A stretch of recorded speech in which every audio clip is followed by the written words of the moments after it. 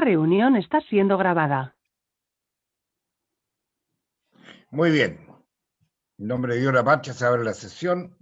Señor secretario, ¿cuentas?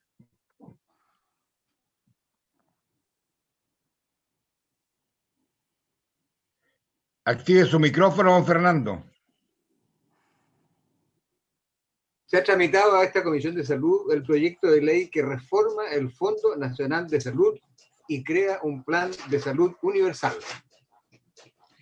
También han llegado a la Secretaría un conjunto de indicaciones del senador señor Girardi al proyecto que regula la venta, publicidad y consumo de cigarrillos electrónicos que está hoy en tabla. Se ha preparado junto con esta cuenta un nuevo comparado que incluye estas nuevas proposiciones. En materia de oficio se ha recibido uno de la directora ejecutiva nacional del Ministerio Público, con que informa los reembolsos por licencias médicas que pueden ser considerados como enfermedades laborales. Otro de la Superintendenta de Seguridad Social, que da respuesta a la comisión, a un oficio de la comisión en que se le ha consultado sobre la posibilidad de establecer medidas que permitan otorgar licencias médicas por 3 meses en caso de enfermedades crónicas que lo justifiquen, para facilitar la tramitación administrativa. La respuesta de la subsecretaria, de la superintendenta subrogante, expresa que no está dentro de sus facultades de una medida semejante. Este oficio había sido dirigido al ministro de Salud, el ministro lo tramitó a la superintendencia y la superintendencia expresa entonces que no es de su competencia. Probablemente sea de competencia de la Subsecretaría de Salud Pública. Hay también un oficio del director del Instituto de Salud Pública, con que envía el informe trimestral de gastos asociados a glosas de la ley de presupuesto. Un oficio del ministro de Bienes Nacionales, con que informa los reembolsos por licencias médicas que pueden ser consideradas enfermedades laborales. Otro del subsecretario de Energía, con que informa lo mismo, reembolso por licencias que pueden ser consideradas enfermedades laborales. Uno del director nacional del SENDA, que informa sobre la glosa presupuestaria 05, que dice se deberá informar a las comisiones de salud de ambas cámaras los lineamientos definidos para asignar recursos del programa, juntando copia a los convenios. Hay comunicaciones del presidente del directorio de Nevea Chile, que remite copia de una carta enviada al ministro de Economía, en que se manifiesta preocupación y malestar por afirmaciones realizadas por la directora de CERNA. No, esto no tiene nada que ver aquí. Está mal ubicada en esta cuenta. Hay una comunicación del químico farmacéutico. No. Sí, fíjese que es de salud a pesar de que se queja de la directora de Cernapesca. Se trata de la intervención de la directora de Cernapesca en relación con el proyecto de uso de antimicrobianos en la producción de salmónidos, que también ha sido tenido a la vista en esta comisión. Luego hay una comunicación del abogado y químico farmacéutico don Héctor Rojas, que representa a la Asociación Gremial de Farmacias Independientes de Chile. Y allí se manifiesta la preocupación de su organización gremial en relación con la disponibilidad de medicamentos vigentes que Senabast publica en su página web. Y específicamente aluden al medicamento Nevido.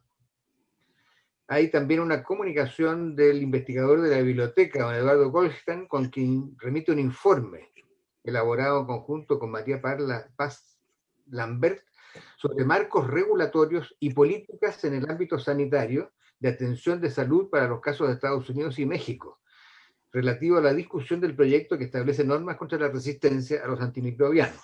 Por último, hay una solicitud de audiencia de la Fundación Corazones Luchadores, que desea presentar un petitorio luego del trabajo con los pacientes que participan en la atención de quienes tienen cardiopatía congénita. Todos los documentos que he mencionado en esta cuenta han sido enviados por correo electrónico a los miembros de la comisión y están a disposición de vuestras señorías. Esa es la cuenta, presidente. Gracias, secretario. Bien. Habíamos invitado a la subsecretaria de Salud, doña Paula Daza. Así es. Por el tema del proyecto de resistencia antimicrobiana.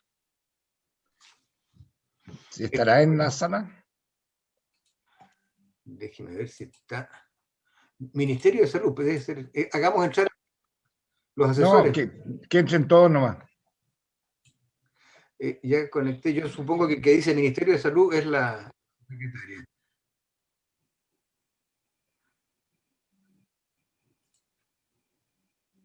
Ahí está la subsecretaria presente. Hola, muy buenos días. Buenos días, ¿cómo está, subsecretaria? Buenos días a todos y a Buenos todas. días. Ahí la veo. Buenos días. Buenos días, don Eduardo Díaz y doña Tania Herrera. Sí, buenos días, senador. Buenos días, senadoras. Los veo a todos ahí. Me están acompañando en el día de hoy la doctora Tania Herrera, que es está conectada a través de Zoom. Ella es la nueva coordinadora del Plan Nacional de Resistencia a los Antimicrobianos. Va a ser la coordinación técnica de este plan. Está radicada en el Ministerio de Salud a través de la División de Enfermedades No Transmisibles, que es la división de IPRESE que dirige la doctora Silvia Santander, y por eso he invitado a la doctora Tania Herrera que nos acompañe en esta oportunidad. Ella, cuando se elaboró el plan, ella dirigió la elaboración del plan, de esta estrategia del plan, y es por eso que ha tenido un rol muy importante durante todo este tiempo y conocimiento acerca del plan de resistencia a los antimicrobianos. También me acompaña acá, está conmigo acá en el Ministerio de Salud, la señora Patricia Contreras. Ella es la secretaria técnica, es el punto focal del Ministerio de Salud. Por lo tanto, le voy a dar la palabra al final, si ustedes así me lo permiten, para redondear después de que haga mi presentación en relación a este tema. Eso sería, usted me dice, señor presidente, cuando quiera que inicie mi presentación. Muy bien, señora subsecretaria. Por supuesto que cuando usted estime pertinente, le entrega el micrófono a doña Patricia Contreras y a quien usted estime pertinente, no hay ningún problema. Bien, tiene la palabra y muchas gracias por venir a la comisión a entregar su punto de vista, señora subsecretaria. Tiene la palabra. La presentación. Compartir. ¿Está abierto? Si no está abierto, yo se lo puedo. Okay.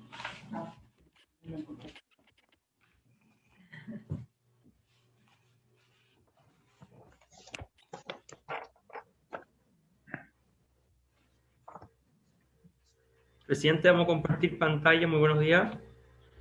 ¿Cómo está, estimado? Muy bien, ¿y usted, senador? Muy bien, gracias. Damos la bienvenida también a los asesores, el señor ministro, don Enrique Acorsi, que lo veo por ahí, don Jaime González.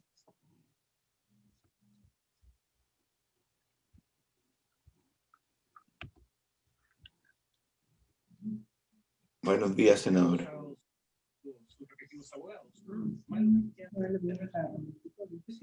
Fue recibida una licencia médica por 20 días laborables.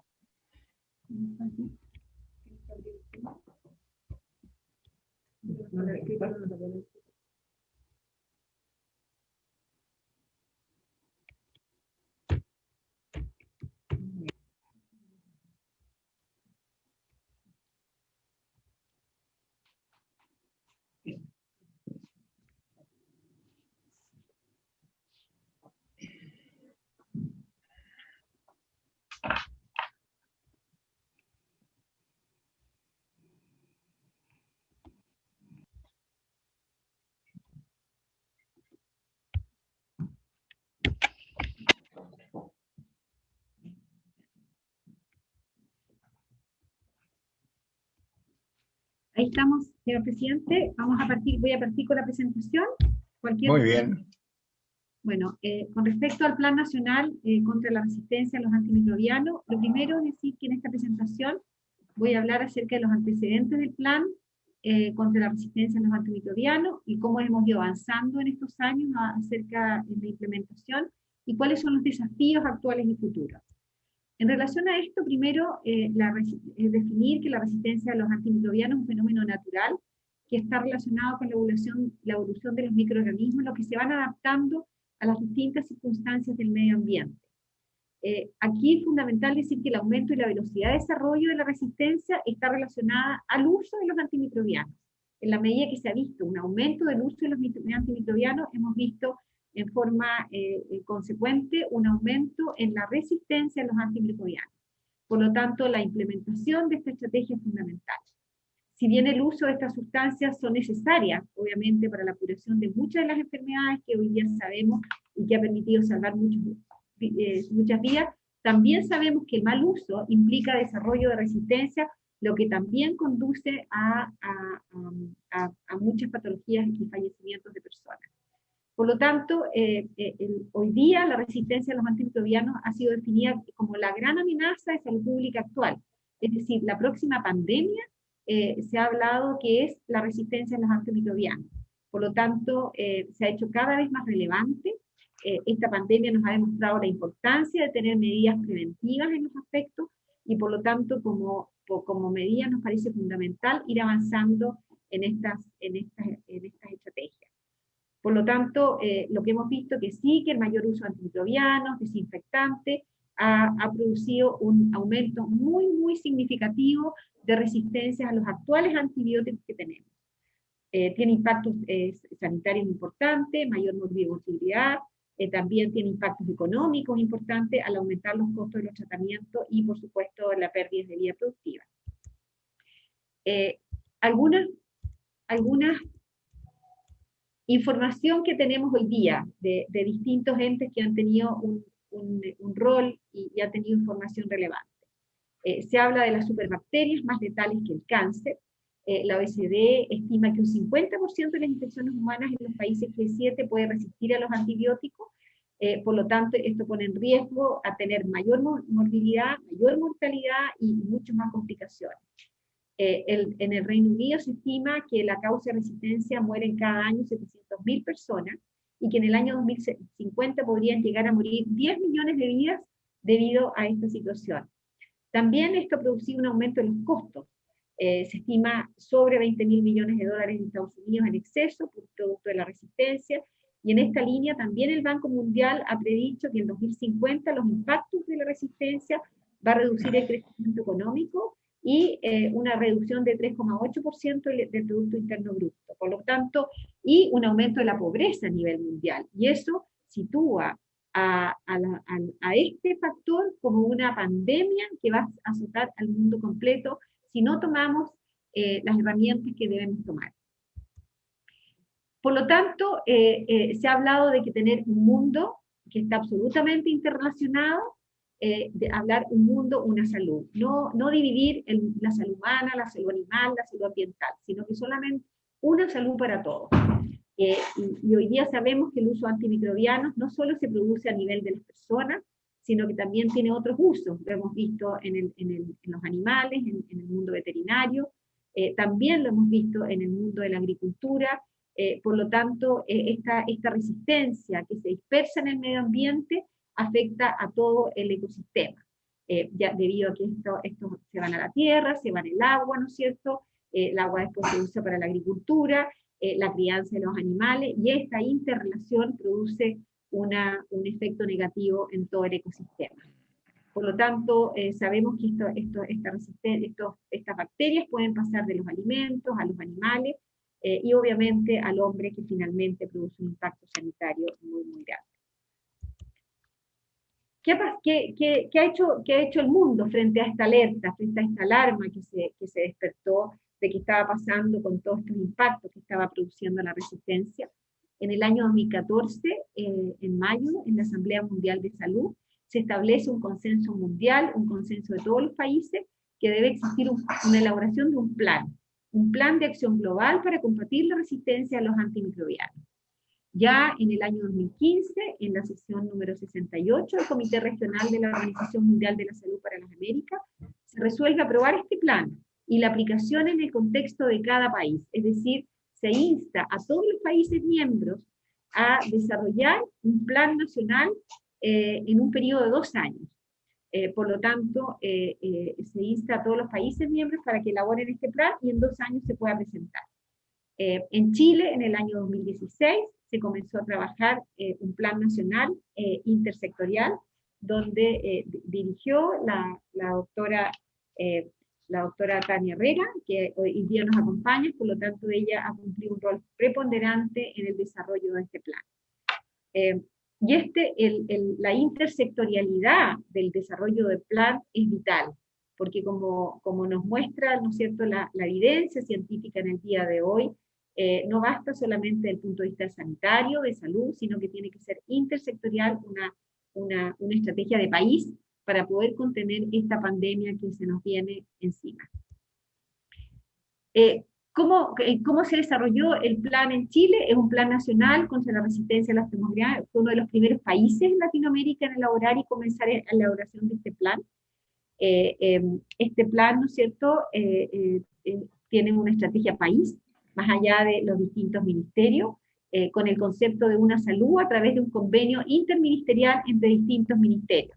Ministerio de Salud, Ministerio de Agricultura y Economía. Ministerio de Agricultura, Ministerio de Salud, Agricultura está el SAC, está Cernapesca, ¿no es cierto?, Achipia, y por supuesto que el Instituto de Salud Pública cumple un rol relevante para poder, sobre todo, la vigilancia de los antibióticos.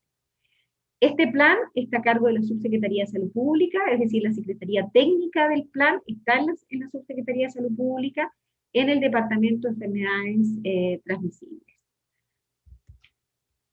¿En qué consiste este plan? Y esto es tremendamente relevante debido al proyecto de ley que se está discutiendo en el Congreso, que nos parece una tremenda oportunidad para hacer visible esta situación que se nos viene encima. Este plan nacional a los antimicrobianos, que fue elaborado y publicado en el 2017, incorpora 16 estrategias, 41 medidas y 74 acciones con una mirada de salud, incorporando actividades del intersector.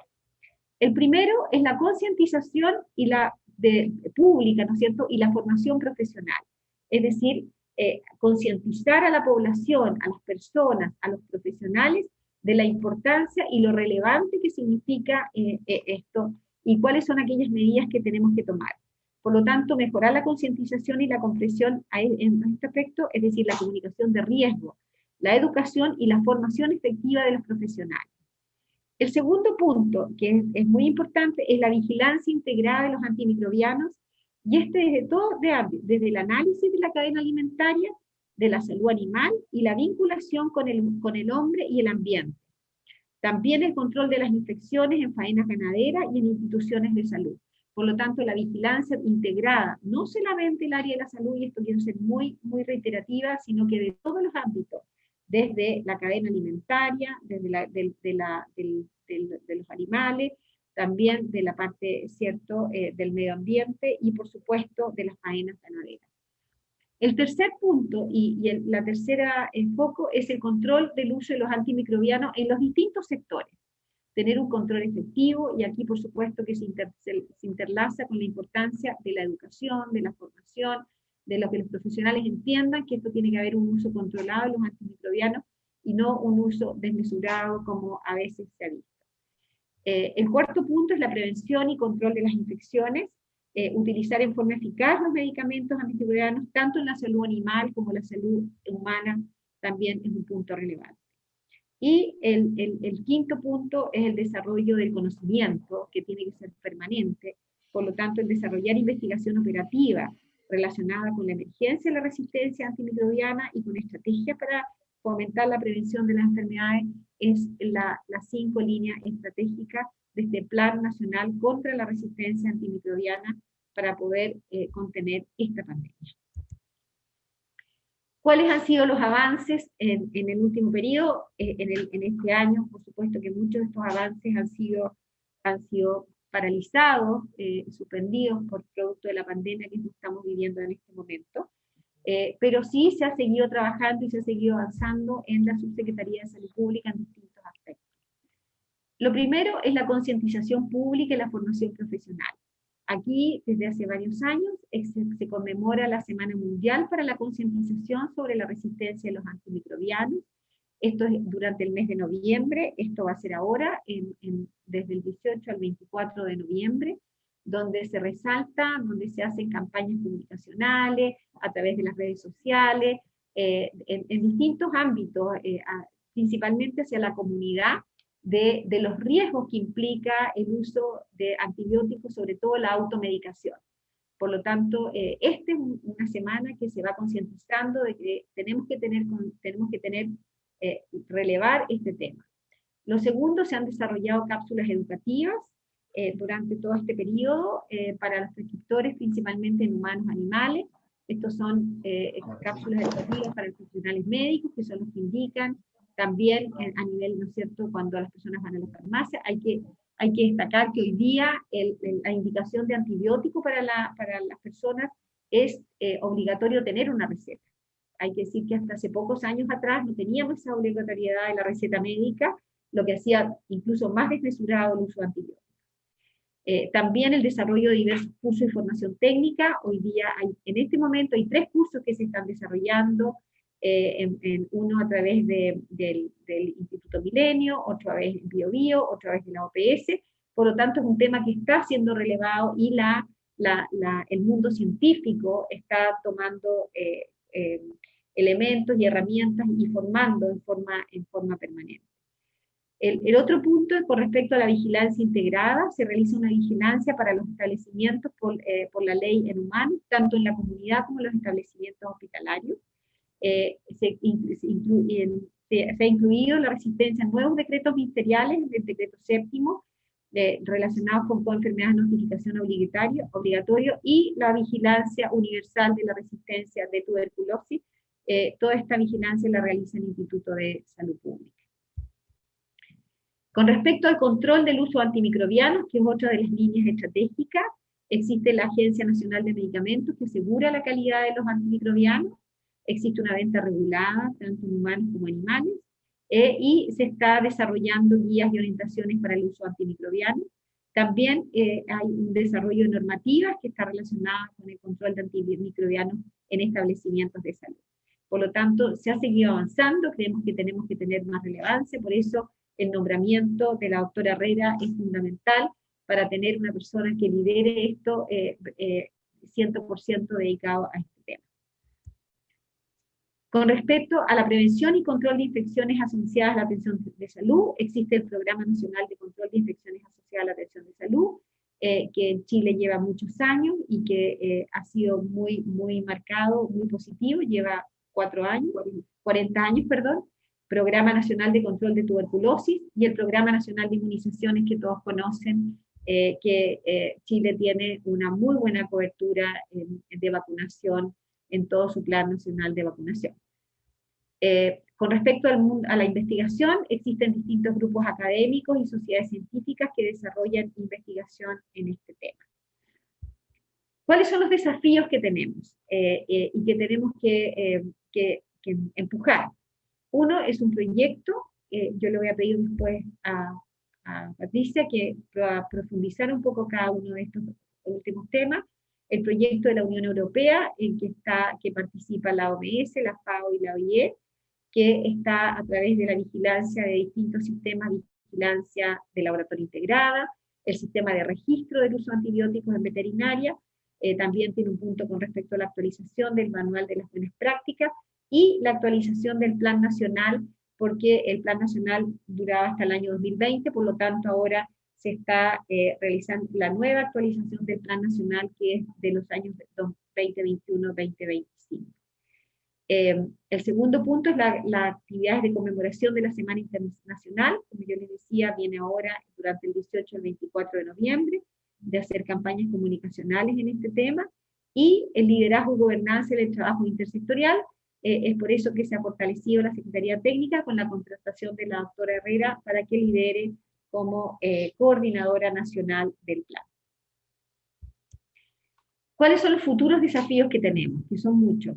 Relevar el problema. Yo creo que aquí es un tema fundamental, relevar el problema, porque en la medida que relevamos el tema de la importancia que de verdad tiene, vamos a poder ir cambiando conductas, medidas, no solamente a través de decretos, sino que en la concientización de la importancia no solamente a las personas, sino que a los profesionales que son los que prescriben el uso de antibióticos. La investigación es fundamental, mantener la investigación porque vamos aprendiendo todos los días. avanzar en la regulación de la producción alimentaria, incentivando el correcto uso de los antimicrobianos y la vigilancia de la resistencia antimicrobiana en la producción alimentaria. Y también la descentralización del plan a nivel territorial, porque sabemos que Chile, ¿no es cierto?, tiene un comportamiento muy distinto en todos los aspectos. Ustedes representan distintas partes del país, y no solamente desde el punto de vista cultural, sino que desde el punto de vista de las actividades agrícolas, actividades económicas que se realicen en las distintas partes del país, es fundamental fortalecerlas en relación a este plan. Con respecto al proyecto de ley que ustedes han presentado, primero que nada, agradecer porque es una tremenda oportunidad. Es una tremenda oportunidad que nosotros lo hemos visto como una cosa muy, muy positiva. Y en ese aspecto nos parece no solamente oportuno, sino que tremendamente positivo contar con un proyecto de ley en este aspecto, en un tema que es fundamental y que sabemos que quizás hoy día, que estamos viviendo otra pandemia, lo podemos entender. Porque esta es la próxima pandemia que vamos a tener y ya la estamos viendo. Por lo tanto, es una gran oportunidad para relevar este importante tema de salud pública. Es un tema prioritario para la Organización Mundial de la Salud, también para las Naciones Unidas, y por eso que la ha llamado la próxima pandemia. En relación al proyecto de ley, nos parece que para el Ministerio de Salud y para la coordinación, nos parece que es fundamental mejorarlo, es decir, fortalecer este proyecto de ley, ya que el proyecto de ley se centra en uno de los 5 objetivos contemplados en el Plan Nacional de Resistencia Antimicrobiana, que es la regulación del uso de antibióticos, de antimicrobianos. Por lo tanto, la propuesta que tenemos como Ministerio de Salud es complementar esta propuesta legislativa agregando las otras 4 directrices que ya tiene el plan. Como yo ya lo he comentado, esas 4 otras directrices son la implementación de la vigilancia de la resistencia antimicrobiana integrada con un enfoque de una sola salud, es decir, la interrelación de la salud humana, ambiental y la vigilancia del medio ambiente. Este punto es esencial que se incorpore dentro del proyecto de ley, porque es lo que nos va a permitir tener una vigilancia adecuada, es lo que nos va a permitir tener un control del uso de los antibióticos. Reforzar las acciones de control de las infecciones en los distintos niveles de atención, humana, animal, agricultura, la educación. La educación cumple un rol fundamental. Impulsar acciones de educación comunitaria desde la educación básica hasta la formación de profesionales, y para poder evidentemente seguir avanzando en esto, apoyar el conocimiento, la creación de conocimiento, y ahí incentivar la investigación nacional sobre el perfil de la resistencia antimicrobiana nos parece esencial. Esto es la forma de poder entender y contar con un diagnóstico nuestro, un diagnóstico local. ¿Qué es lo que pasa en Chile? Que no sabemos si efectivamente con la información internacional podemos tener información distinta. Por lo tanto, contar con información fidedigna nuestra en cada una de nuestras regiones sería una tremenda oportunidad para poder seguir avanzando en esto. Eso sería por mi parte. Quiero darle unos minutos, si usted así lo considera, a la señora Patricia Contreras para que complemente mi presentación, señor presidente. ¿Sí? Ahí. Muy buenos días a todos. Primero agradecer a la subsecretaria su excelente presentación. La verdad creo que quedó bastante claro cuáles son las líneas prioritarias de nuestro plan de resistencia antimicrobiana. Solamente seguir resaltando el trabajo fuerte que tiene el intersector en este plan nacional, en donde lo venimos trabajando desde el año 2017 en forma coordinada con los otros ministerios, como mencionó la subsecretaria. Acá la salud animal a través de Cernapesca y el Ministerio de Agricultura, el SAC, han tenido un rol importante y están muy comprometidos en este trabajo.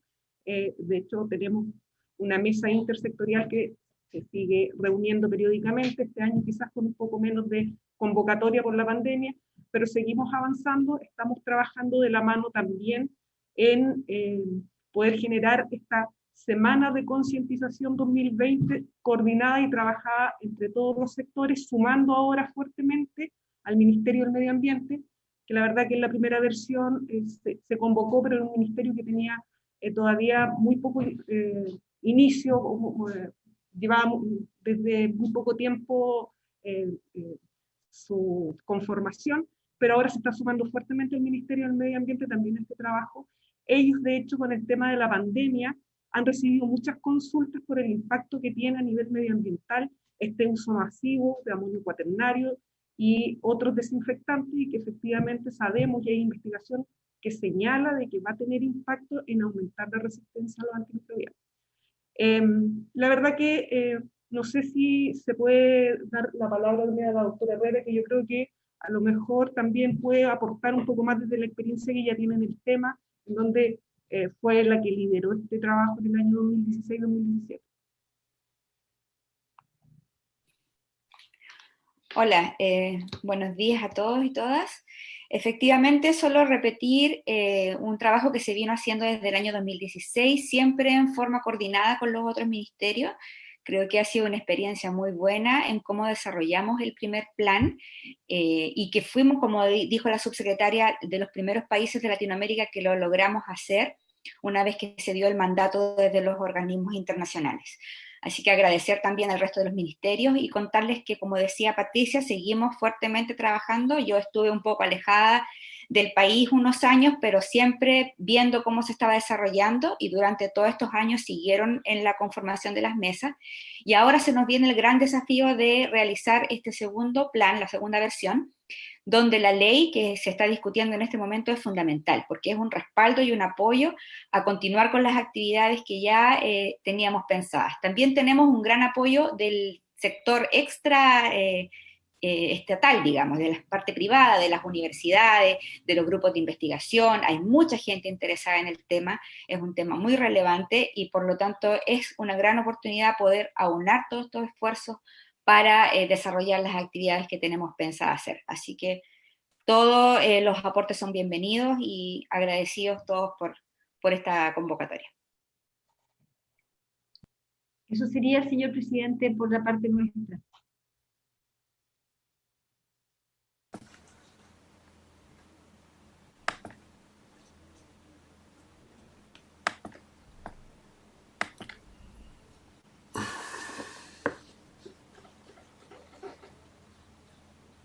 Eso sería, señor presidente, por la parte nuestra. No sé si hay preguntas, dudas, inquietudes, comentarios.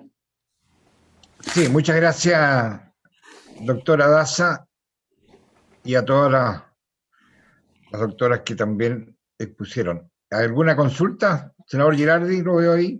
Sí, mira, yo creo que es importante que el Ministerio de Salud participe activamente en esta iniciativa, en este proyecto, que hemos estado trabajando con especialistas de la Católica, con Marcelo Wolf también, que usted lo ubican, que fue presidente de la Sociedad Chilena de Infectología. Pero lo más interesante, me invitaron a una reunión Arturo Clemens, que agrupa todas las empresas de la salmonicultura. Y ellos estarían incluso de acuerdo con el proyecto, porque ellos tienen un problema. Están utilizando 320 toneladas de antibióticos versus 5 toneladas que usa Noruega para la misma cantidad de peces, y tienen un problema de mercado, porque hay países que ya no quieren permitir el ingreso de salmón chileno producto del uso de antibióticos. Y yo creo que lo importante es tratar esto de manera ecosistémica, porque finalmente aquí hay una sola salud, ¿no? Y en eso es un concepto que tenemos que ir avanzando. Y cuando se usan antibióticos, no solamente hay resistencia para los seres humanos, que es una resistencia que va a ir siendo cada vez más progresiva, porque estamos seleccionando bacterias súper competentes en desactivar moléculas de antibióticos, son especialistas, y las bacterias son más inteligentes que los seres humanos, porque es una trama de vida que es como las neuronas. Cada bacteria por sí sola, claro, aislada no es nada, pero en un proceso de unidad que tienen a través de esta transferencia que hacen horizontal, es como un sistema neuronal, tienen una inteligencia global y planetaria. Pero lo más importante, lo que yo siempre pongo énfasis, que todos los seres vivos tienen más bacterias que células propias. Los seres humanos tienen los biomas y cada vez más hay más evidencia cómo las bacterias en nuestros cuerpos y en los cuerpos de todos los seres vivos tienen una intervención fundamental. De hecho, 99% de nuestros genes son bacterianos en nuestro cuerpo y 1% son humanos. Y una parte muy importante de las moléculas de nuestra sangre están producidas por bacterias, 40% se estima, que inciden en nuestro cerebro, en nuestro estado de ánimo, en las enfermedades, en las relaciones que estamos teniendo con otras personas. Pero eso ocurre en todos los seres vivos. Entonces, la alteración de lo que uno podría llamar el microbioma planetario no solamente afecta a los humanos, afecta a todos los seres vivos y a los peces, y no solamente a los peces que están en cautiverio, sino a todas las demás formas de vida que están en los ecosistemas marinos. Y hay mucha evidencia que, claro, al intervenir los ecosistemas bacterianos se empieza a afectar la inmunidad de todos los seres vivos. Todos los sistemas vivos tienen un tipo de inmunidad, las plantas, los árboles, evidentemente uno está afectando toda la estructura que uno podría llamar que el pilar fundamental de la vida, que son el ecosistema bacteriano del planeta. Entonces, yo creo que esto es de la primera importancia regularlo, pero también entender que finalmente esta es una tecnología que en la producción animal se está usando producto de la alteración ecosistémica que estamos haciendo. ¿Por qué se usan tantos antibióticos? Se usan tantos antibióticos porque el medio en que se desenvuelven los procesos de vida de estos peces o de la gallina o de los bovinos o de los ovinos no cumple con ninguna condición ecológica, y ese sistema ecológico le genera enfermedades a los seres vivos que están ahí. La densidad, la falta de capacidad de carga, por ejemplo, en materia de salmones, la disminución del oxígeno en las aguas superficiales y profundas, la no limpieza de los residuos de feca y alimentos que caen al fondo, el no monitoreo de nitratos, fosfato y amonio, todas estas cosas determinan, y le pasaría a una población de humanos también, de que la carga de enfermedad es altísima, claro, y se compensa. Entonces, el problema, la solución es una solución ecológica, es a futuro regular los ecosistemas para que los ecosistemas en que se van a desenvolver esas actividades sean saludables y no ecosistemas que están totalmente alterados, porque si no vamos a tener que seguir usando antibióticos. Entonces, yo creo que es muy importante la participación de salud y algo que ustedes señalaban, o sea, se están usando también pesticidas, porque también los peces tienen, además de las bacterias, tienen, y de tener virus como el virus ISA, que son producto de la alteración ecológica, también tienen parásitos, y esos parásitos no están afectando a los peces, pero también son producto de la misma, yo diría, hacinamiento muchas veces y falta de inmunidad que tienen los mismos peces producto de todas estas interacciones, y además genéticamente son muy parecidos.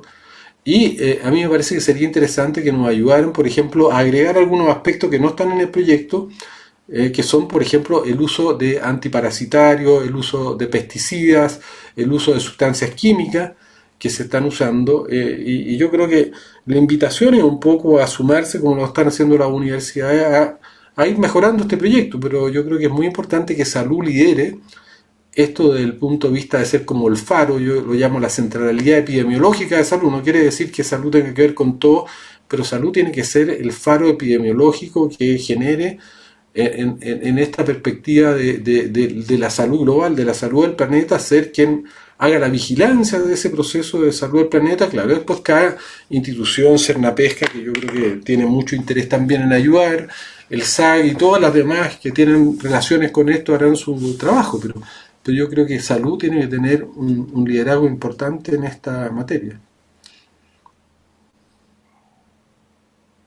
Gracias, senador. ¿Algún otro senador, senadora? Bien. Subsecretaria, todas las propuestas que yo coincido absolutamente con su exposición, y también lo que ha dicho Guido, pero voy a referir después a lo que ha dicho Guido, son de iniciativa exclusiva del Ejecutivo. Yo estoy convencido que hay que avanzar rápidamente en esta legislación de los antimicrobianos, sobre todo por lo que ha expuesto el senador Girardi. Pero al ser iniciativa del Ejecutivo, ¿está contemplado algún presupuesto en la ley que estamos discutiendo? ¿Hay algunos recursos destinados a los puntos que usted nos ha dicho? Y lo otro esto para que después me la pueda responder, Y lo otro que yo coincido con, pero me llama profundamente la atención lo que ha dicho Guido Girardi con respecto al presidente Salmón Chile. Porque aproximadamente en este país se utilizan 1.500 veces más fármacos que en Noruega. Si uno ve la curva desde el año 2007 hacia adelante, cómo ha ido creciendo el consumo de antibióticos es realmente grande. Estamos discutiendo un tema ¿cómo se llama? En la Comisión de Pesca, donde tangencialmente también, por unas indicaciones que se hicieron, se toca el tema de los antibióticos y yo veo que las empresas no están muy de acuerdo y defienden. Yo estoy convencido que esto hay que legislarlo, pero por supuesto. Pero me llama la atención que así de la noche a la mañana aparezcan tan graciosamente diciendo que están disponibles, cuando por otro lado dicen que no. ¿Y por qué digo esto? Porque para tratar las enfermedades como vibriosis, la renibacteriosis y otras, usan 3 o 4 antibióticos y en cantidades bastante abundantes. Por eso que me interesa y creo yo que esta legislación hay que trabajarla rápidamente para que podamos parar todo esto que está sucediendo en nuestra industria. Subsecretaria. Señor presidente, bueno, muchas gracias. Saludo al senador Girardi y gracias por su exposición. Y clarísimo, yo creo que hoy día más que nunca entendemos que esto es una salud para todos y que la intervención que hemos tenido como seres humanos en el ambiente ha producido probablemente muchas de las situaciones que estamos viviendo en el día de hoy. Nos parece, primero que nada, sí, nosotros estamos poniendo recursos, primero que nada la contratación de la doctora Herrera para poder tener una coordinadora nacional en relación a este tema.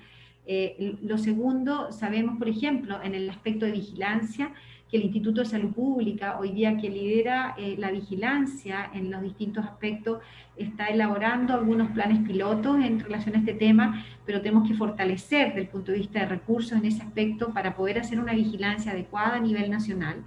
Esos son los aspectos del punto de vista sanitario que sí, nosotros planteamos seguir avanzando. Nos parece, como decimos, vamos a poner una serie de indicaciones que yo les hice llegar en términos generales cuál es la idea nuestra. Valoramos el proyecto, creemos que nos parece bien que se pueda aprobar en términos generales para poder seguir avanzando posteriormente en las indicaciones y sacar un proyecto en Chile que demuestra de la importancia para nuestro país de esta situación que sabemos que está afectando al mundo entero. Eso sería por mi parte, señor presidente. Bueno, gracias, subsecretaria, llegó la presidenta titular de la comisión, así que le traspaso el mando, senadora Goich.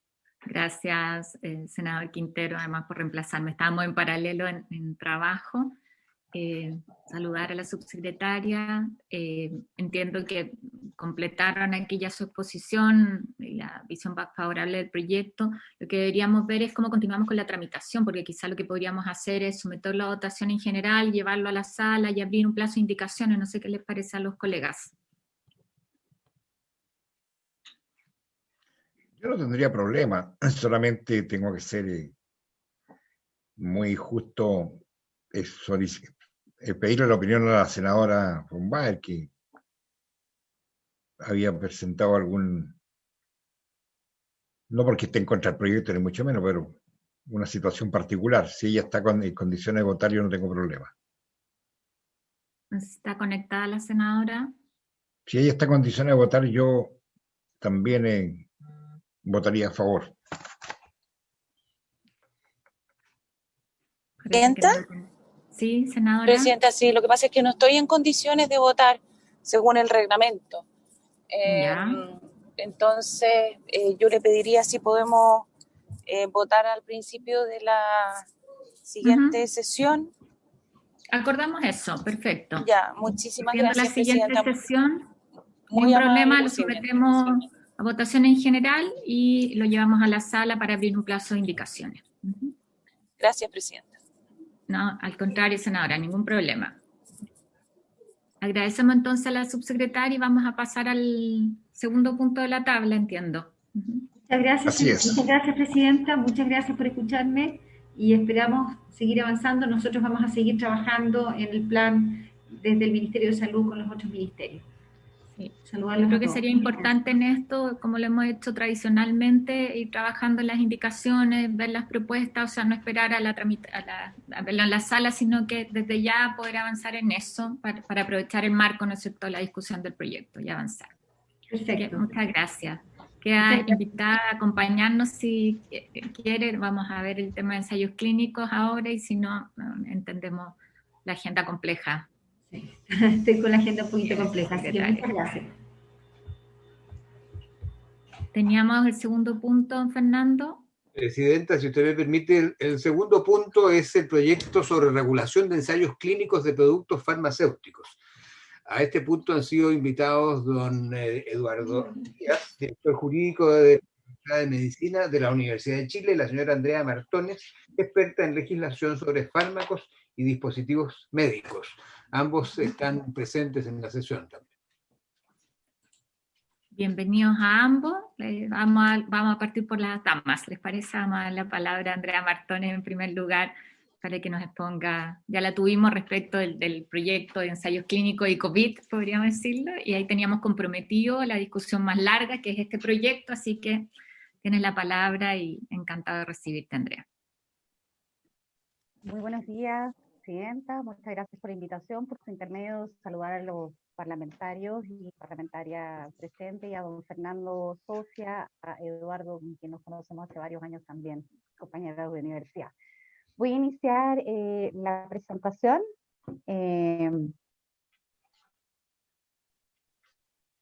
Espero que se esté viendo. Sí, está clara. Muchísimas gracias. Analizado entonces el proyecto de ley que está en trámite, la idea de esta presentación es formular algunas observaciones y algunas también sugerencias al respecto.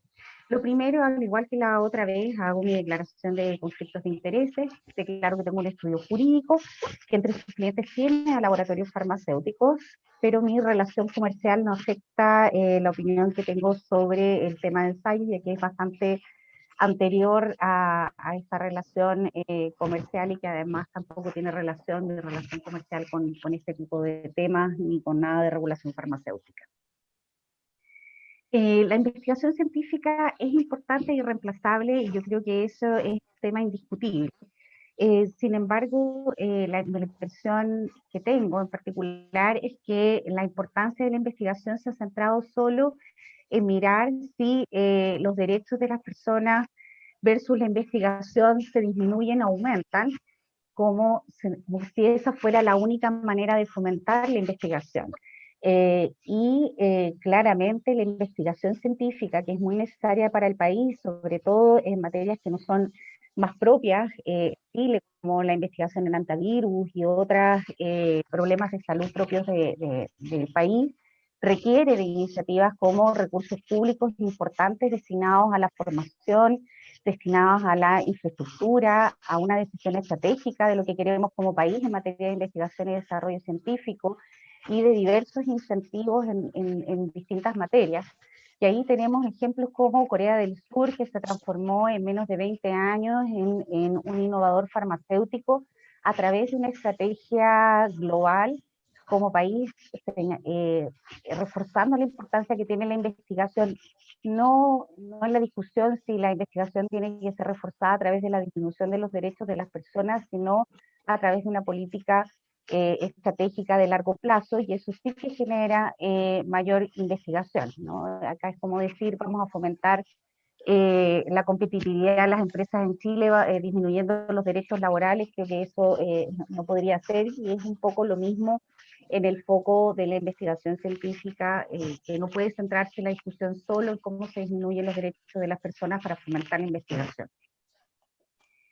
Respecto de las modificaciones que pretende el proyecto, que se proponen en la discusión, respecto de la continuidad de los tratamientos, hay varias modificaciones. de las cuales paso a exponer. Primero, el proyecto habla de tratamiento médico investigado. Esta incorporación es difícil comprender si se trata de una restricción respecto a la continuidad de los tratamientos, es decir, en la investigación científica hay un medicamento que es el investigado y hay un grupo control, que es el que recibe el placebo, y que no es posible determinar quién recibe placebo ni el medicamento investigado, sino hasta cuando termina el ensayo clínico. Y por lo tanto, el grupo control quedaría fuera de la continuidad de los tratamientos, tanto, por ejemplo, un ensayo clínico que dura 5 años, un paciente puede haber estado solo en el primer año de investigación y no va a saber si es grupo control o si recibió el medicamento efectivamente, sino hasta la finalización completa a nivel global del ensayo clínico, y por tanto quedaría ahí un espacio de incertidumbre importante, por lo que me parece que no debiera existir esa restricción. Y además, el derecho a la continuidad de los tratamientos debe contemplar también los medicamentos asociados a ese medicamento que está siendo ensayado y los exámenes adicionales necesarios conforme al protocolo. Por tanto, si uno solo centra en el tratamiento médico o en el propio medicamento, dejaría fuera el resto de elementos o medicamentos o exámenes adicionales que sí estuvieron contemplados en el protocolo de manera gratuita para el paciente. Entonces, ese es un aspecto que me parece que es relevante de mirar. ¿Hasta cuándo dura la obligación? El proyecto de ley señala, en tanto no existan tratamientos disponibles más eficaces, lo que no garantiza el acceso a la terapia, porque puede aparecer un tratamiento más eficaz, pero si no tiene cobertura, la persona quedaría sin acceso a tratamiento, y tampoco no contempla la disponibilidad del mismo tratamiento, porque aquí habla de otros tratamientos disponibles más eficaces. Y en ese sentido parece sensato ponerle un límite, pero ese límite debiera ser hasta que el medicamento o tratamiento tenga una cobertura universal. Entonces, ahí la sugerencia va más bien porque el límite sea hasta que tenga una cobertura universal del tratamiento involucrado. ¿Quién califica la autoridad terapéutica? El proyecto de ley señala que la autoridad sanitaria. Sin embargo, la utilidad terapéutica es una calificación que se hace caso a caso, que es por parte de un médico especialista, y que lo que trata de hacer la utilidad terapéutica es la ponderación riesgo-beneficio respecto de la terapia que todavía no tiene resultados definitivos y que se ve en la condición y seguimiento de un paciente en particular. Por tanto, no puede estar a cargo de la autoridad sanitaria, que no tiene especialistas médicos para hacer esa calificación, y tendería a confundir con el registro sanitario de los medicamentos, que va a ser una fase posterior al ensayo clínico, y en ese sentido se sugiere, ¿no es cierto?, que debe ser el médico tratante, nunca el investigador, porque tendría ahí conflicto de intereses, y eso es por la propia seguridad de los pacientes y la falta de capacidad técnica de la autoridad sanitaria para hacer esa calificación caso a caso de la utilidad terapéutica. También hay una remisión al reglamento sobre la eficacia del medicamento.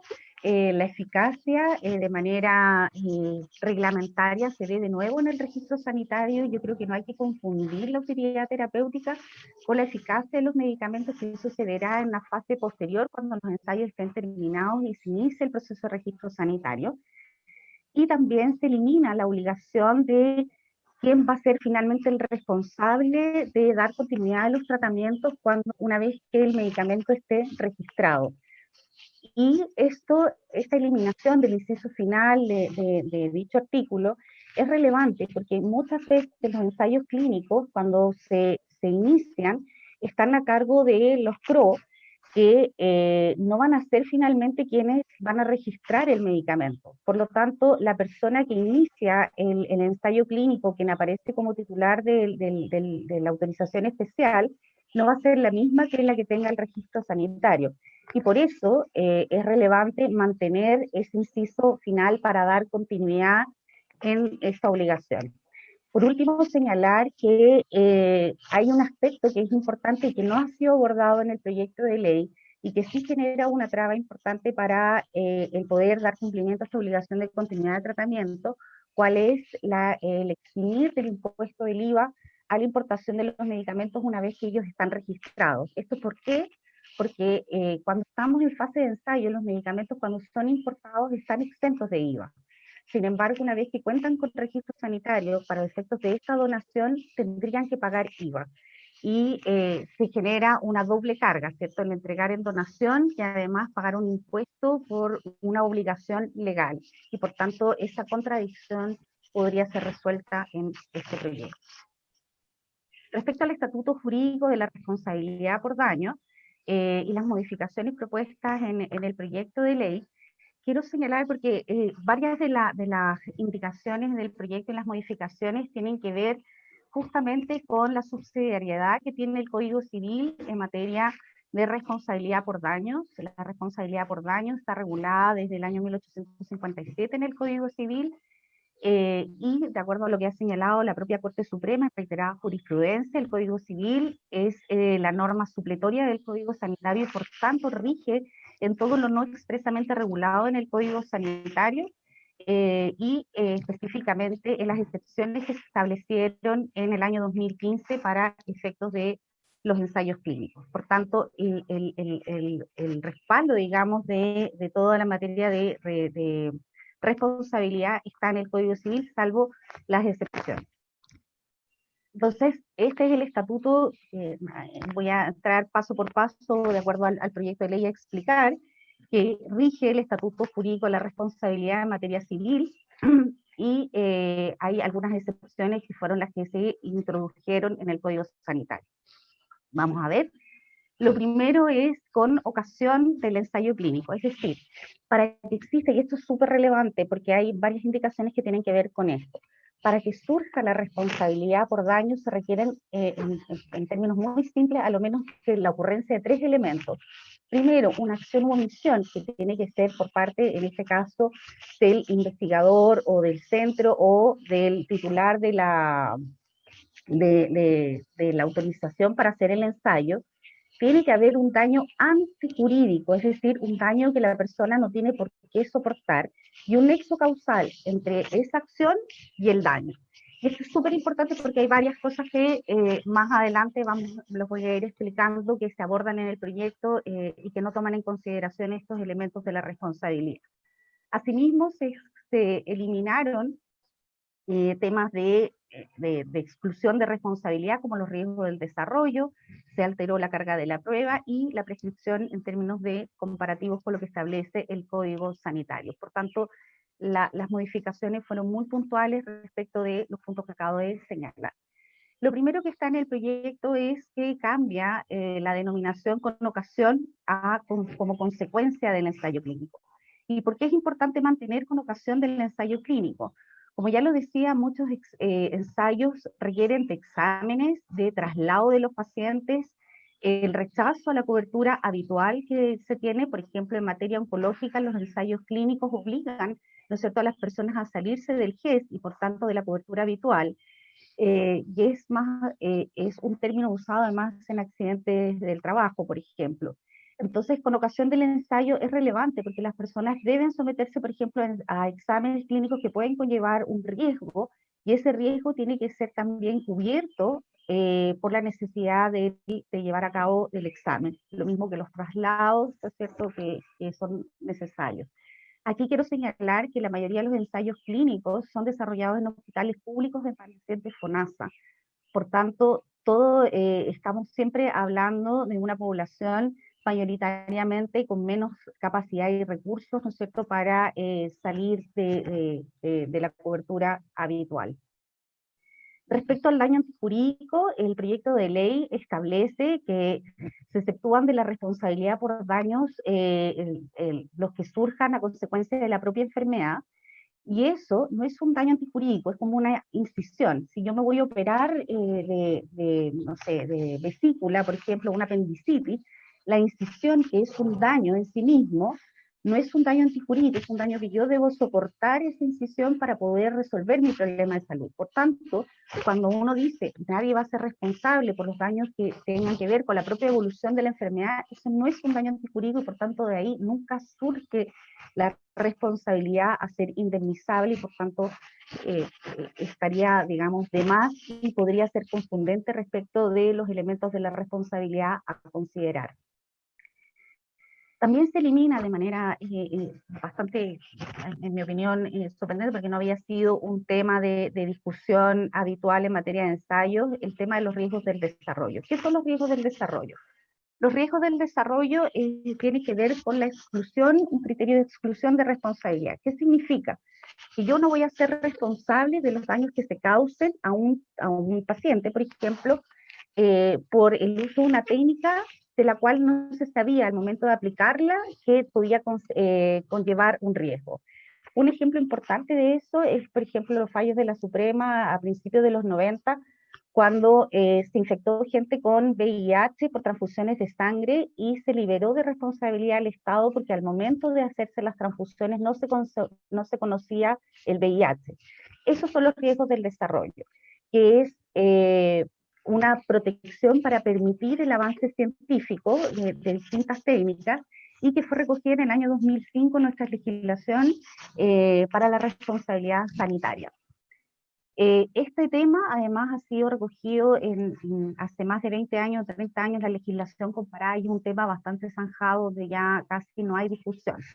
Pero la contraparte de esto tiene que ver con como dos caras de una moneda. Si bien hay que fomentar el desarrollo, por el otro lado está la protección de la ignorancia, que se llama. ¿Esto qué quiere decir?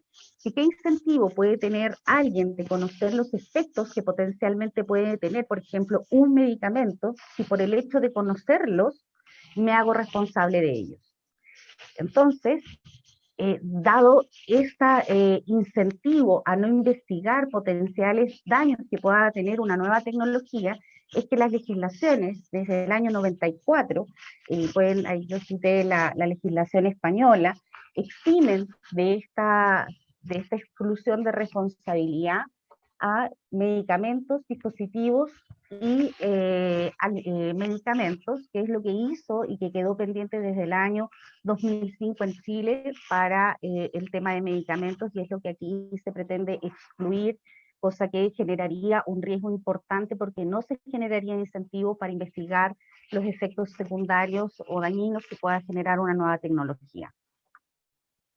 Además, se hace una indicación respecto de la carga de la prueba que se altera en el proyecto, o sea, en el Código Sanitario actual, respecto del nexo causal, que efectivamente es una presunción simplemente legal, es decir, admite prueba en contrario, por tanto estaría de más la indicación, y que lo que hace, y en eso al parecer hay acuerdo, es que lo más lógico es que el que tenga mayor posibilidad de probar, que es el laboratorio, pruebe que no hay un nexo causal con los antecedentes clínicos que tiene respecto del daño. Lo cual quiero reiterar que de acuerdo también a la reiterada jurisprudencia de la Corte Suprema, no exime al demandante de presentar pruebas que acrediten no solamente el daño que participó en un ensayo, sino que también los antecedentes que disponga respecto del nexo causal.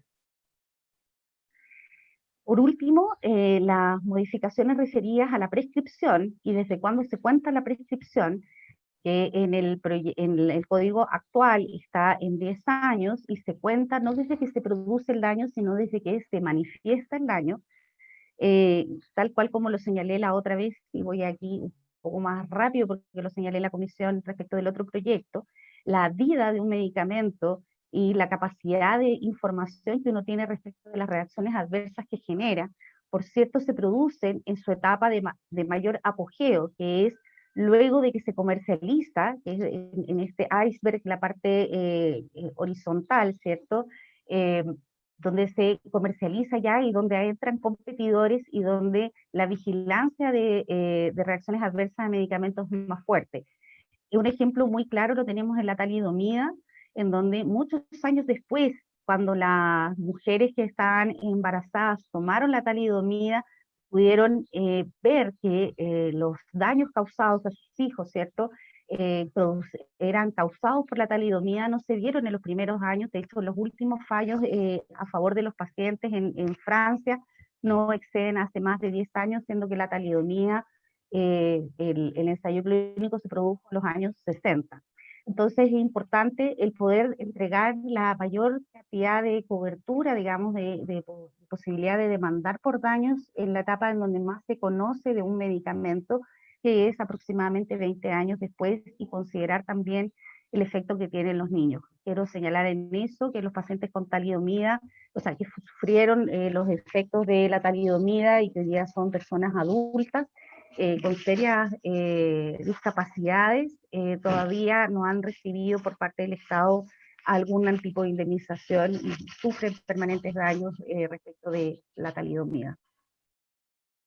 Entonces los fundamentos también tienen que ver con que los resultados desfavorables habitualmente no son publicados, por lo tanto el que yo pueda asociar un daño producido por un medicamento no lo voy a poder asociar sino hasta cuando este conocimiento sea bastante más masivo, producto de que, como ya lo decía, que los resultados desfavorables no son habitualmente publicados.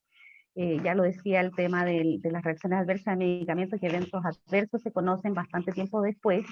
Y un tema importante que creo que el proyecto no aborda y que sugiero que se mire es qué pasa con los niños y niñas que son sujetos de ensayo clínico y cuyos daños pueden verse reflejados varios años después, cuando ellos sean adultos. Por ejemplo, si un medicamento genera incapacidad, por ejemplo, o infertilidad, eso solo lo va a saber la persona una vez que sea adulta, y por tanto ese periodo debe ser considerado para que ese niño o niña que fue, sin obviamente su consentimiento, sujeto de ensayo, sino que por el lado de sus padres, tener derecho a poder indemnizar por los daños que se causen. Y en esto quiero señalar del artículo 16 de la Convención Internacional de Bioética y Derecho en investigaciones, que se debe tener debidamente en cuenta las repercusiones de la ciencia de la vida en las generaciones futuras, en particular en su constitución genética, y eso es lo que hace fundamentalmente el poder tener un modelo de prescripción bastante más largo. Respecto de que desde cuándo se cuenta esta prescripción de 10 años, es no desde que se produce, ¿no es cierto?, sino desde cuando se manifiesta el daño. Es un tema actualmente muy contingente, sobre todo en el tema del caso Caradima, en donde básicamente lo que se discute ahí respecto de la prescripción es que no puede ser desde que se produce el daño, sino que desde que se manifiesta. ¿Por qué? Porque, por ejemplo, en el mismo caso que yo decía de un niño, si ese niño tiene un daño que le va a producir infertilidad, ese daño se produjo al momento de tomar el medicamento, pero ese daño se va a manifestar varios años después. Y si uno lo cuenta desde que se produce el daño, esa persona va a quedar sin derecho a ser reparado. Acá quiero señalar además que hay, que no se toca, por cierto, en el proyecto, una mediación obligatoria para evitar precisamente judicialización sobre la materia, que revisados los antecedentes del Consejo de Defensa del Estado, hasta la fecha no ha habido ningún juicio respecto de esta materia, por tanto no ha generado judicialización o una exacerbación de los derechos que se han establecido por parte de las personas. Hoy día hay pacientes en continuidad de tratamiento, recibiendo donación, medicamentos de alto costo. Hay ensayos clínicos en desarrollo, ahí hay una página que además tiene relación con agrupaciones de pacientes oncológicos, esos solo datos respecto de ensayos clínicos en materia oncológica. Y por último, el artículo 28 de la modificación para investigación en personas con discapacidad psíquica e intelectual, solo quiero hacer dos observaciones importantes. Una, que el número 1, el artículo 15 de la Convención sobre los Derechos de las Personas con Discapacidad, establece que nadie será sometido a experimentos médicos o científicos sin su libre consentimiento, lo cual fue recogido en el original artículo 28, pero que tiene, en mi opinión, bastantes dificultades en su interpretación y en la técnica en cómo fue legislado ese artículo 28, y que en mi opinión requiere de una modificación. Sin embargo, la propuesta en el proyecto de ley no modifica en nada el estatuto original que está establecido en el artículo 28, es más bien confundente, y se eliminan resguardos de las personas con discapacidad que sí pueden dar su consentimiento, lo cual expone en un estatuto bastante inferior a las personas con este tipo de discapacidades, en circunstancias que ellas sí pueden ser sujetos de ensayo clínico. Acá quiero reiterar o señalar, perdón, que el artículo 28 lo que hace es restringir la investigación científica a las personas con discapacidad que no pueden consentir. Entonces, que eso no está modificado. Tampoco se entiende el alcance del inciso final, ya que toda investigación científica conlleva un protocolo clínico, el cual debe ser aprobado por un comité ético científico acreditado. Por lo tanto, el aporte de ese inciso final no se ve con claridad. Y si el objeto es incluir, ¿no es cierto?, sujetos de ensayo, pues, personas con discapacidad que no pueden consentir, pero que pueden ser beneficiadas, entonces el texto debe modificarse y elevarse las exigencias de revisión de ese tipo de consentimientos. Sí parece importante en el proyecto el avanzar hacia la voluntad anticipada, la que no debiera quedar solo limitada a personas con discapacidad, sino que ser un derecho de todas las personas a manifestar su voluntad anticipada, que es lo que señala el proyecto. Entonces, por último, se sugiere, ¿no es cierto?, mantener las normas sobre continuidad de los tratamientos como está. Tal vez ahí uno podría incentivar el eximiento del pago del IVA, la importación cuando se tiene ya registro sanitario. Si no se quiere mantener las normas sobre prescripción, compartir este riesgo entre Estado y patrocinadores, de manera de no dejar sin protección a las personas. Proteger especialmente, que este también es un imperativo de los convenios internacionales, a niños, niñas y adolescentes que han sido sujetos de ensayo, fundamentalmente en materia de prescripción. Se sugiere además que se pueda hacer un artículo interpretativo sobre la alteración de la carga de la prueba, más que entrar a modificar, sino que señalar en un artículo interpretativo que se trata de una presunción simplemente legal, no eximir a los ensayos clínicos de las normas sanitarias y bioéticas actualmente vigentes, mantener el articulado sobre el riesgo del desarrollo, explicitar la subsidiariedad de las normas del Código Civil. Yo creo que ahí se despejarán varias dudas que hoy día se puedan tener. Y por último, mejorar la redacción del artículo 28 que modifica la Ley de Derechos y Deberes de los Pacientes. Por último, solo señalar lo que ya les había comentado de la Declaración Universal sobre Bioética y Derechos Humanos de las Naciones Unidas, en que los intereses y bienestar de la persona deberían tener siempre prioridad con respecto al interés exclusivo de la ciencia y la sociedad. Por tanto, esta discusión de qué prima, si la investigación o las personas, la Declaración Universal sobre Bioética y Derechos Humanos está clara en que debe priorizarse los derechos de las personas por sobre el interés de la ciencia. Muchas gracias. Muchas gracias, Andrea, por la rigurosa presentación y detallada, así que de verdad lo valoramos mucho para poder ir complementando, ¿no es cierto?, la presentación original del proyecto. Tenemos a Eduardo Díaz también presente, estamos un poco sobre la hora, pero les pido el acuerdo a los colegas de poder extender para poder escucharlo, y dejamos el tercer punto de la tabla para la próxima sesión. Eduardo, tienes la palabra. Gracias, presidenta. Muy buenos días a todos, un gusto saludarlos por su intermedio a los honorables senadores y distinguidos abogados y asesores que algunos de ellos nos conocemos hace bastante tiempo. Voy a retomar la última lámina que presentó Andrea, pero yo lo voy a explicar desde el punto de vista de la investigación científica, que es lo que nos corresponde a nosotros como Facultad de Medicina, y daré varios ejemplos de en qué estamos trabajando actualmente. La investigación científica, al menos en lo que se refiere a medicina, siempre tiene por objetivo el bienestar y la salud de las personas.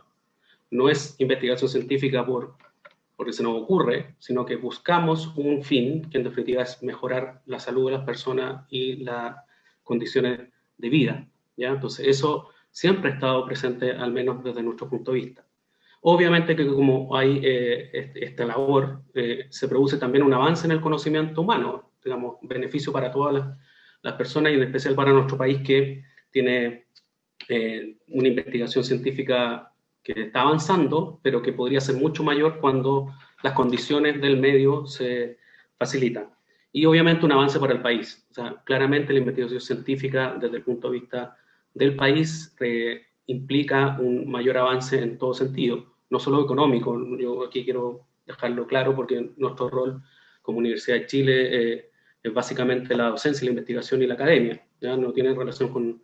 Pero claramente traer tratamientos, ensayos clínicos, desarrollos propios en nuestra universidad implica una mejora para el país y el desarrollo en general. Yo me permito, digamos, dar una breve reseña de algunos de los proyectos de investigación que actualmente o están en ciernes o estamos desarrollando en la Universidad de Chile, que, como ustedes saben, es una de las principales casas de estudio en materia de investigación en el país.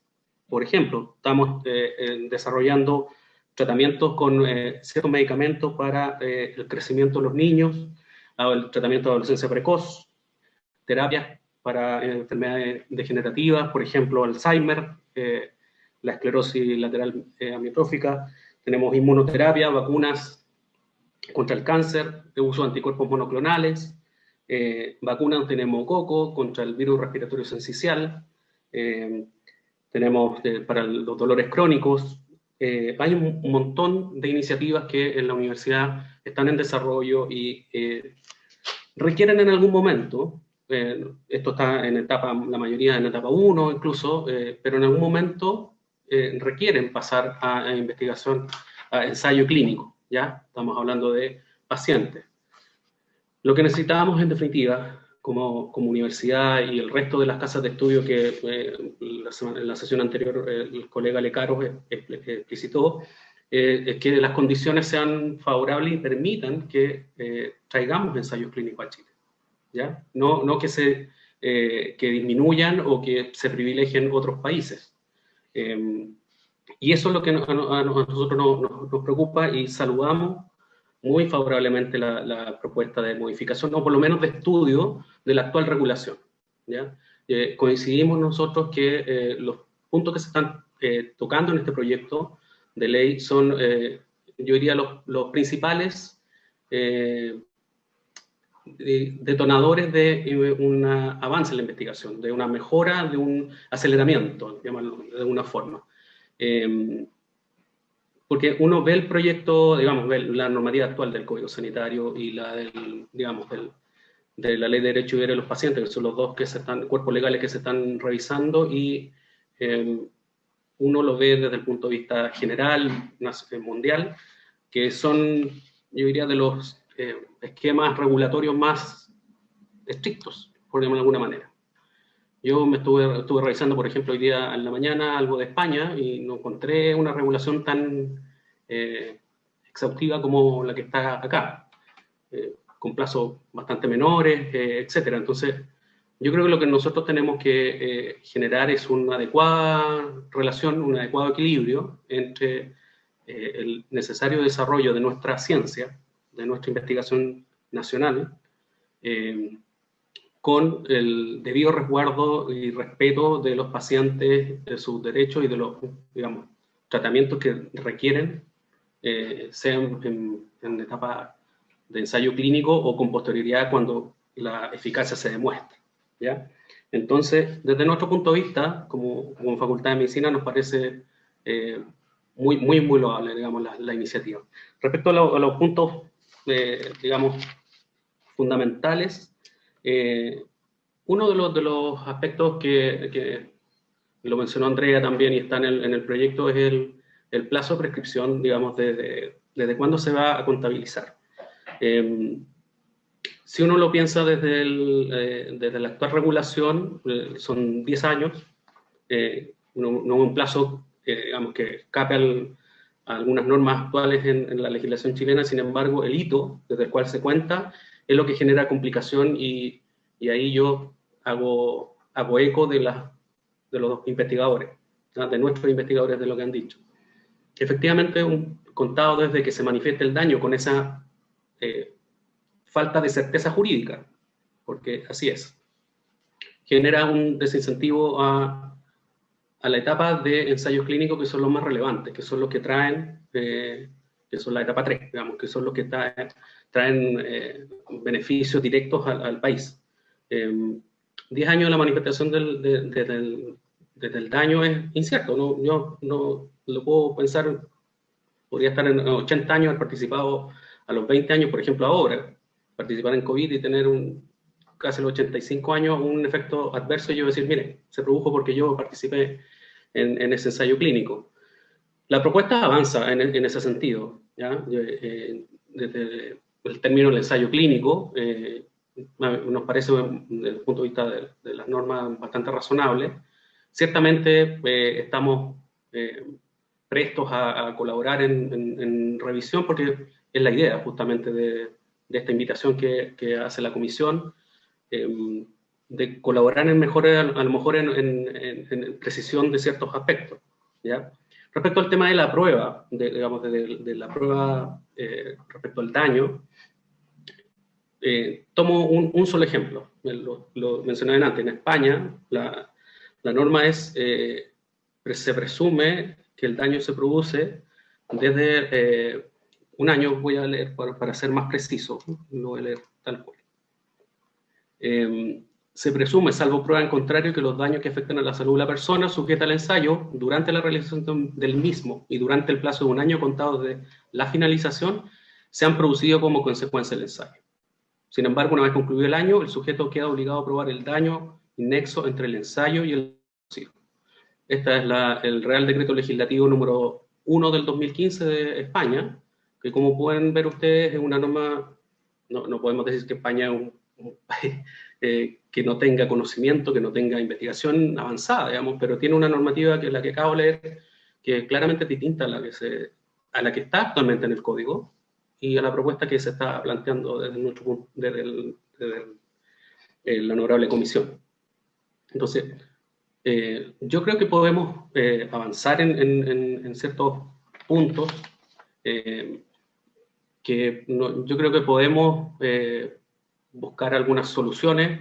Yo en eso rescato lo que dice Andrea, que probablemente hay régimen de Código Civil que podemos hacer alguna mención especial, alguna aclaración respecto a algunos artículos, pero básicamente yo creo que el asunto tanto del daño, desde cuándo se cuenta, el plazo de prescripción, como el aspecto probatorio debieran ser aclarados y un adecuado balance entre lo que es el interés de la investigación científica centrada en las personas, insisto, en su beneficio, con el adecuado cuidado de los derechos de las personas.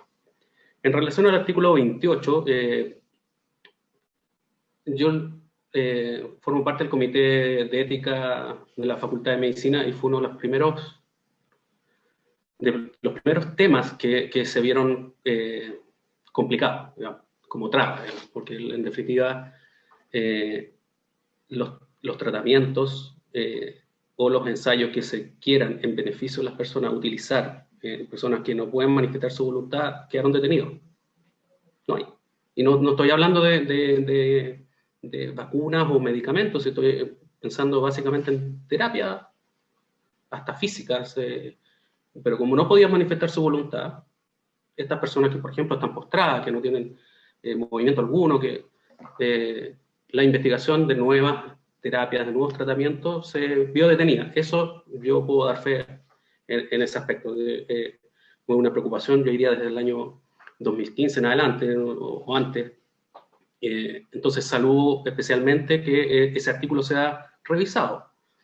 No sé si la redacción que está ahora en el proyecto soluciona, yo puedo comprender y compartir algunas de las mismas dudas que en el resto del equipo de abogados que estuvimos trabajando con anterioridad y algo que ha expuesto Andrea, requieren a lo mejor alguna precisión, una mayor claridad respecto a este asunto. Pero tengan por seguro que es necesario modificar este artículo 28 en los términos que está actualmente vigente. Estas personas, en especial los que no pueden manifestar su voluntad, requieren tener acceso no solo por salud, dignidad, por sus mismos derechos básicos, tener acceso a tratamientos o ensayos de terapia, de dispositivos, que actualmente hay una traba. Eso es absolutamente claro. Yo creo que tenemos alguna puedo hacer llegar. Yo tengo algunas notas y puedo compartir con el resto de los colegas algunas apreciaciones. Voy a hacerlas digamos, con mucho más calma, con mayor fundamento. Llenar, digamos, del tiempo, yo creo que por ahora es lo que puedo ayudar. Yo plenamente disponible, trabajé bastante tiempo en el Ministerio de Salud, por lo tanto conozco un poco los tiempos legislativos y yo diría por su intermedio, senadora, ofrecer la colaboración no solo mía, sino de la misma facultad, incluso hasta de expertos si quieren conocer su opinión directa de cuáles han sido los principales problemas que hemos tenido. Como le digo, muy agradecido de esta posibilidad. Yo creo que se puede avanzar, que conjuguemos correctamente el avance científico, la salud de las personas, el bienestar de las personas, con su dignidad y con sus derechos. Como le dije, quedo a plena disposición y le agradezco la invitación a la comisión. Gracias. Muchas gracias, Eduardo, por tu planteamiento y además por la disposición. O sea, yo creo que lo que todos compartimos acá es cómo se logra ese difícil equilibrio. Siempre en la vida es difícil encontrarlo entre dos objetivos que son súper relevantes y yo creo que es el ánimo de toda la presentación de este proyecto. Así que te agradecemos ahí si nos hace llegar notas más detalladas y además incorporarte en eso, el trabajo como lo hacemos habitualmente con nuestros asesores, lo mismo que Andrea, para ir trabajando las propuestas que complementen el texto. Nosotros tenemos claro que hay temas que se pueden mejorar, ese es el objetivo justamente de la tramitación. Y yo quiero agradecerles a ambos su disposición en esto, el aportar desde su experiencia y su conocimiento, insistir en que los vamos a seguir molestando, y habiéndose cumplido el objeto de la sesión, la levantamos y queda el tercer punto de la tabla para la próxima. Muchas gracias, gracias Fernando también. La grabación se ha detenido. Y a todo el equipo ahí.